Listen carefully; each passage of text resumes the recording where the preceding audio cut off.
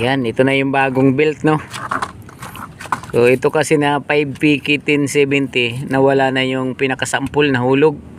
So ito yung naputol. Pa yan, 5PK 1070. Tapos yung maliit wala tayong nakuha. Mahirap pala hanapin to, sa online lang to nabibili. Saan na ba yung ano nito? Ayan, 5PK 73 to, alanganin na size. Ayan, sa mga online lang siguro mayroon ito. Ngayon i-ano na natin sa ilalim. Ilalim na naman tayo mga kabaibigan, ilipat muna natin ang jack kabilang side para sigurado. Aray ko, jack there, ikot mo nga ang jack dito,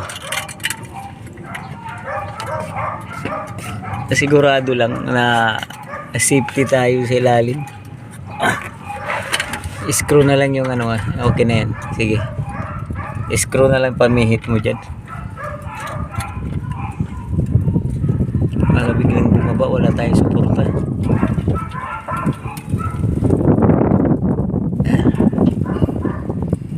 Kasi mga ganyan mga kaibigan, kailangan maganda ang mo dyan, kasi pagka yan bumaba, yari tayo dyan. Tulad nito, napakahirap dukutin ito.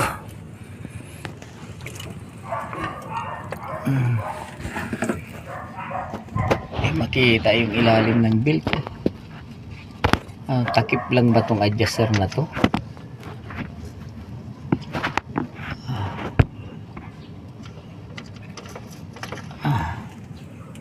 Okay na to. So kabit na natin.